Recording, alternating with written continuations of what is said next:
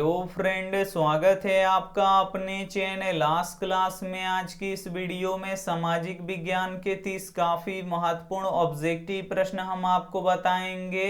ये जो 30 ऑब्जेक्टिव प्रश्न है ये आपके बोर्ड परीक्षा के लिए काफी महत्वपूर्ण है और इस 30 ऑब्जेक्टिव प्रश्न में से बहुत सारे प्रश्न आपके फाइनल बोर्ड परीक्षा में रहेगा। तो वीडियो को प्लीज आप लोग शुरू से लेके अंत तक देखिएगा और चैनल को अभी तक आप सब्सक्राइब नहीं किए हैं तो चैनल को सब्सक्राइब कर लीजिएगा और सब्सक्राइब करने के बाद एक बेल आइकन आता है तो बेल आइकन को दबा के ऑल पे कर लीजिएगा ताकि जब भी लाइव क्लास हो तो आपके पास नोटिफिकेशन पहुंचता रहे। तो आइए शुरू करते हैं पहले नंबर प्रश्न से। तो पहला नंबर प्रश्न है कि वार एंड पीस किसकी रचना है। ए ऑप्शन है कार्ल मार्क्स की, बी ऑप्शन है लियो टोल्स्टॉय की, सी ऑप्शन है हिटलर की, डी ऑप्शन है इनमें से कोई नहीं। काफी महत्वपूर्ण प्रश्न है ये आपके बोर्ड परीक्षा के लिए। यहाँ पे आपको बताना है कि वार एंड पीस किसकी रचना है। तो लियो टोल्स्टॉय की है, इसे आपको याद रखना है। यहाँ पे बी ऑप्शन बिल्कुल ही सही हो जाएगा। ये देखते हैं अगला प्रश्न। दो नंबर प्रश्न है कि हिंद चीन पहुंचने वाले प्रथम व्यापारी कौन थे। ए ऑप्शन है फ्रांसीसी, बी ऑप्शन है पुर्तगाली, सी ऑप्शन है डच, डी ऑप्शन है अंग्रेज। तो यहाँ पे आपको बताना है कि हिंद चीन पहुंचने वाले प्रथम व्यापारी कौन थे। तो पुर्तगाली थे, इसे आपको याद रखना है। काफी महत्वपूर्ण प्रश्न है ये आपके बोर्ड परीक्षा के लिए। यहाँ पे बी ऑप्शन बिल्कुल ही सही हो जाएगा। ये देखते हैं अगला प्रश्न। तीन नंबर प्रश्न है कि कन्फ्यूशियस कौन था। ए ऑप्शन है एक लेखक, बी ऑप्शन है एक चीनी विचारक, सी ऑप्शन है अमेरिकी शासक, डी ऑप्शन है फ्रांसीसी लोग। तो यहाँ पे आपको बताना है कि कन्फ्यूशियस कौन था। तो कन्फ्यूशियस एक चीनी विचारक था, इसे आपको याद रखना है। यहाँ पे बी ऑप्शन बिल्कुल ही सही हो जाएगा। ये देखते हैं अगला प्रश्न। चार नंबर प्रश्न है निम्न में से कौन प्राकृतिक आपदा नहीं है। ए ऑप्शन है आतंकवाद, बी ऑप्शन है सुनामी, सी ऑप्शन है बाढ़, डी ऑप्शन है भूकंप। तो यहाँ पे आपको बताना है कि निम्न में से कौन प्राकृतिक आपदा नहीं है। तो आतंकवाद प्राकृतिक आपदा नहीं है, ये मानव जनित आपदा है। यहाँ पे ए ऑप्शन बिल्कुल ही सही हो जाएगा। सुनामी, बाढ़, भूकंप ये तीनों प्राकृतिक आपदा है लेकिन आतंकवाद प्राकृतिक आपदा नहीं है। यहाँ पे ए ऑप्शन बिल्कुल ही सही हो जाएगा। ये देखते हैं अगला प्रश्न। पांच नंबर प्रश्न है कि भारत में सबसे पहले रेलगाड़ी किन स्टेशनों के बीच चली थी। ए ऑप्शन है मुंबई से पुणे के बीच, बी ऑप्शन है पुणे से अहमदाबाद के बीच, सी ऑप्शन है मुंबई से ठाणे के बीच, डी ऑप्शन है हावड़ा से खड़गपुर के बीच। तो यहाँ पे आपको बताना है कि भारत में सबसे पहले रेलगाड़ी किन स्टेशनों के बीच चली थी। तो मुंबई से ठाणे के बीच में चली थी, इसे आपको याद रखना है। यहाँ पे सी ऑप्शन बिल्कुल ही सही हो जाएगा। काफी महत्वपूर्ण 30 ऑब्जेक्टिव प्रश्न हम आपको बताएंगे। ये जो 30 ऑब्जेक्टिव प्रश्न है ये आपके बोर्ड परीक्षा के लिए काफी महत्वपूर्ण है और इस 30 ऑब्जेक्टिव प्रश्न में से बहुत सारे प्रश्न आपके फाइनल बोर्ड परीक्षा में रहेगा। तो वीडियो को प्लीज आप लोग शुरू से लेके अंत तक देखिएगा और वीडियो को लाइक नहीं किए हैं तो प्लीज आप लोग वीडियो को लाइक भी कर दीजिएगा। ये देखते हैं अगला प्रश्न। 6 नंबर प्रश्न है कि किस देश ने सिविल सेवा परीक्षा की शुरुआत की। ए ऑप्शन है भारत ने, बी ऑप्शन है नेपाल ने, सी ऑप्शन है चीन ने, डी ऑप्शन है जापान ने। तो यहाँ पे आपको बताना है कि किस देश ने सिविल सेवा परीक्षा की शुरुआत की। तो चीन ने किया, इसे आपको याद रखना है।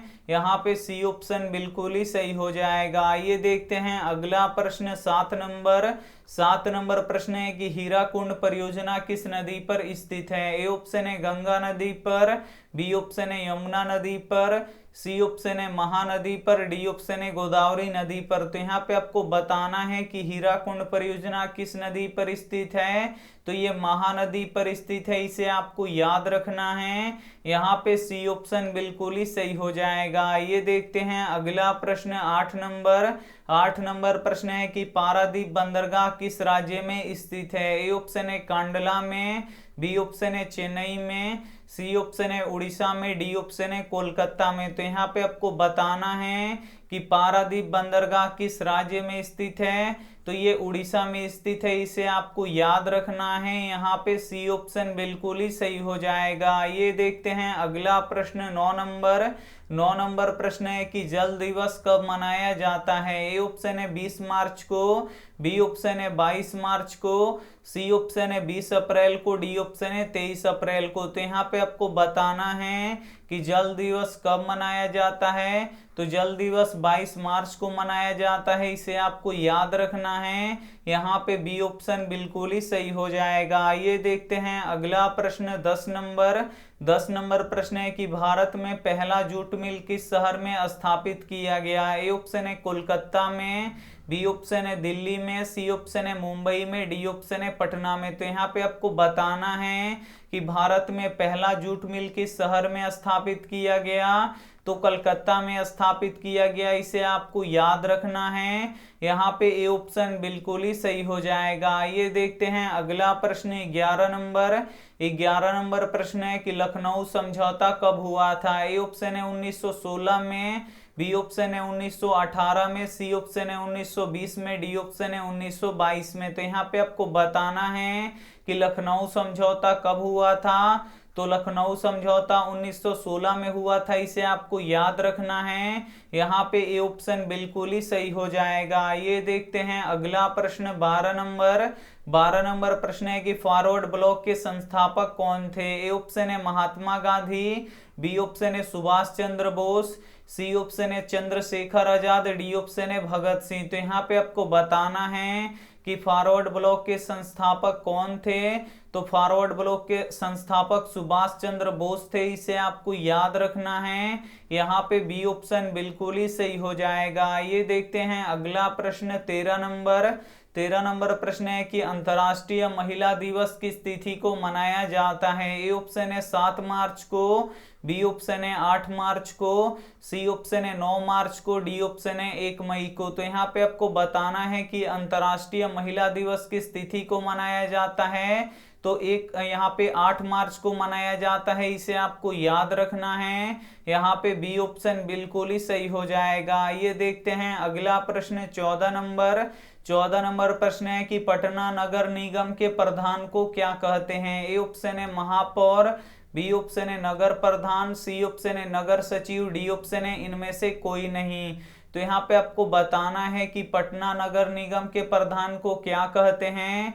तो महापौर कहते हैं, इसे आपको याद रखना है। यहाँ पे ए ऑप्शन बिल्कुल ही सही हो जाएगा। ये देखते हैं अगला प्रश्न 15 नंबर प्रश्न है कि कांटी तापीय विद्युत परियोजना किस जिला में स्थापित है। ए ऑप्शन है सिवान में, बी ऑप्शन है पूर्णिया में, सी ऑप्शन है मुजफ्फरपुर में, डी ऑप्शन है पूर्वी चंपारण में। तो यहाँ पे आपको बताना है कि कांटी तापीय विद्युत परियोजना किस जिला में स्थापित है। तो ये मुजफ्फरपुर में स्थापित है, इसे आपको याद रखना है। यहाँ पे सी ऑप्शन बिल्कुल ही सही हो जाएगा।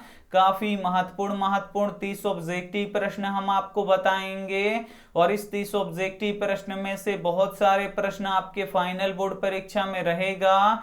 तो वीडियो को प्लीज आप लोग शुरू से लेके अंत तक देखिएगा और वीडियो को लाइक नहीं किए तो प्लीज आप लोग वीडियो को लाइक भी कर दीजिएगा। आइए देखते हैं अगला प्रश्न 16 नंबर प्रश्न है कि अर्थव्यवस्था कितने प्रकार के होते हैं। ए ऑप्शन है 2 प्रकार के, बी ऑप्शन है 3 प्रकार के, सी ऑप्शन है 4 प्रकार के, डी ऑप्शन है 1 प्रकार के। तो यहाँ पे आपको बताना है कि अर्थव्यवस्था कितने प्रकार के होते हैं।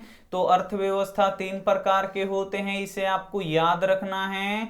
यहाँ पे बी ऑप्शन बिल्कुल ही सही हो जाएगा। ये देखते हैं अगला प्रश्न 17 नंबर प्रश्न है कि भारतीय रिजर्व बैंक का स्थापना कब हुआ था। ए ऑप्शन है 1934 में, बी ऑप्शन है 1939 में, सी ऑप्शन है 1935 में, डी ऑप्शन है 1951 में। तो यहाँ पे आपको बताना है कि भारतीय रिजर्व बैंक का स्थापना कब हुआ था।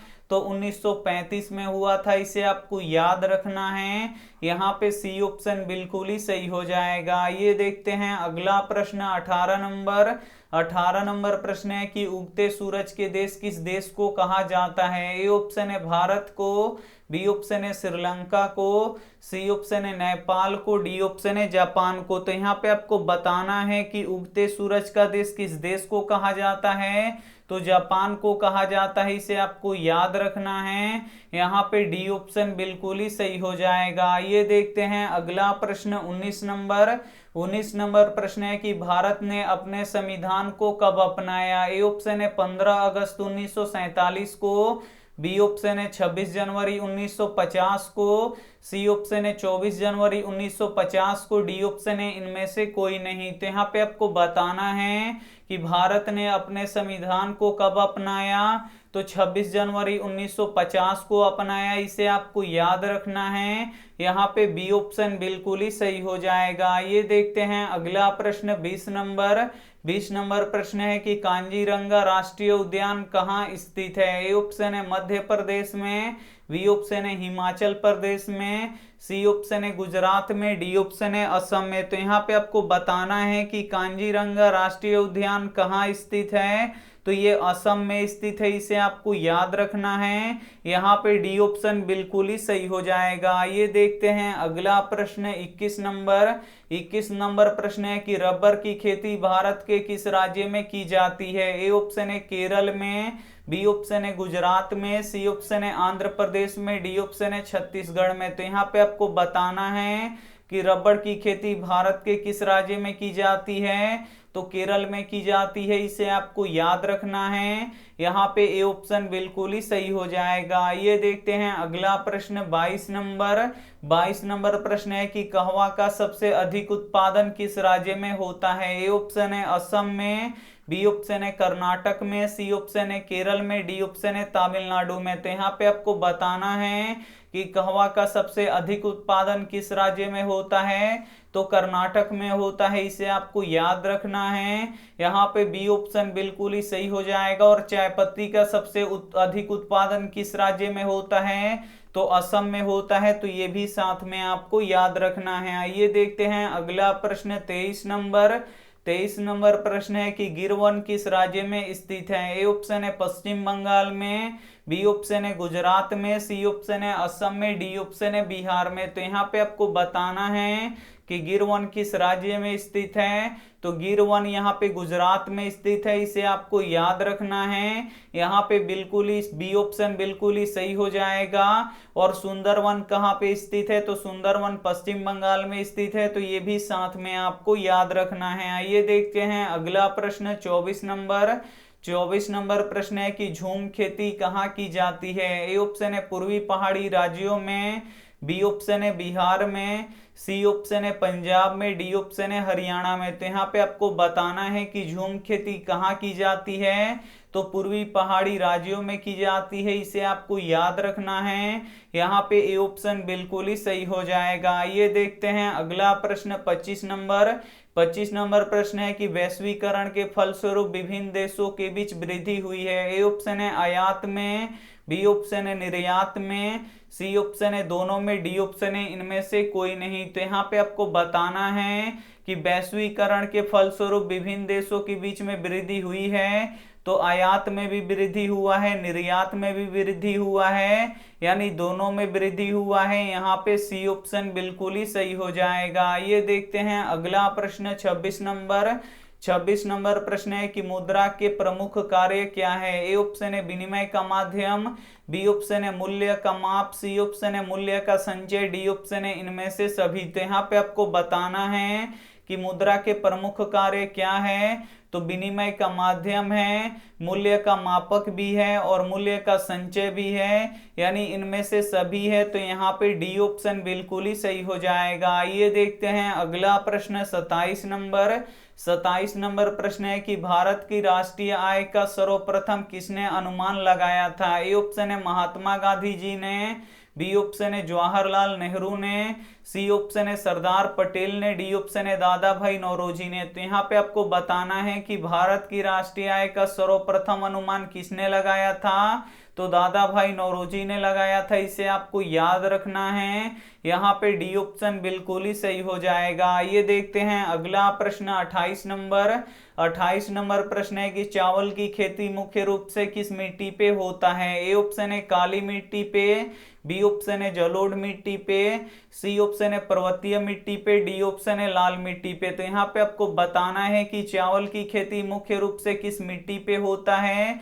तो चावल की खेती मुख्य रूप से जलोढ़ मिट्टी पे होता है, इसे आपको याद रखना है। यहाँ पे बी ऑप्शन बिल्कुल ही सही हो जाएगा। ये देखते हैं अगला प्रश्न 29 नंबर प्रश्न है कि नरेगा एक कार्यक्रम है। ए ऑप्शन है जिला स्तर का, बी ऑप्शन है राष्ट्रीय स्तर का, सी ऑप्शन है प्रांतीय स्तर का, डी ऑप्शन है विश्व स्तर का। तो यहाँ पे आपको बताना है कि नरेगा एक कार्यक्रम है, तो नरेगा एक राष्ट्रीय स्तर का कार्यक्रम है, इसे आपको याद रखना है। यहाँ पे बी ऑप्शन बिल्कुल ही सही हो जाएगा। और नरेगा के अंतर्गत ग्रामीण मजदूरों को साल में 100 दिनों का रोजगार मिलता है, तो ये भी साथ में आपको याद रखना है। आइए देखते हैं अंतिम प्रश्न 30 नंबर प्रश्न है कि भारत का सबसे बड़ा जूट उत्पादक राज्य कौन सा है? ए ऑप्शन है पश्चिम बंगाल, बी ऑप्शन है दिल्ली, सी ऑप्शन है बिहार, डी ऑप्शन है उत्तर प्रदेश। तो यहाँ पे आपको बताना है कि भारत का सबसे बड़ा जूट उत्पादक राज्य कौन सा है।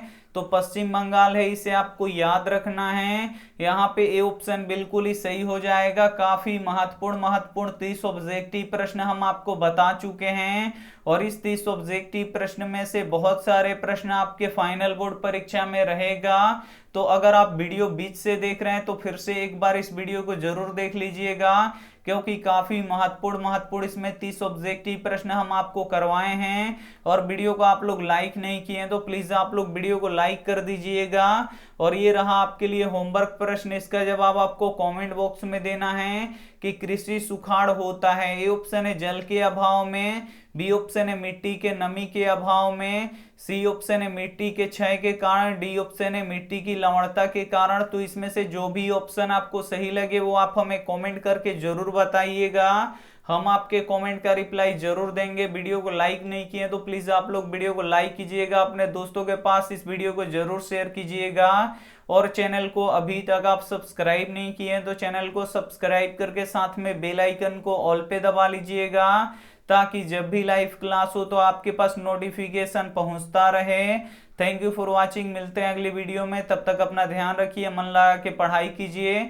अब यहाँ पे 5:30 बजे सुबह में क्लास होगा, तो 5:30 बजे सुबह में क्वेश्चन बैंक चलेगा, तो आप लोग जरूर जुड़िएगा। और जो बच्चे यहाँ पे सुबह में क्लास करेंगे वो सभी जो हम प्रश्न बताएंगे, क्योंकि सुबह का टाइम रहता है, सभी प्रश्न एकदम दिमाग में फिट होते जाता है, तो सुबह में आप लोग 5:30 बजे वाला क्लास जरूर कीजिए।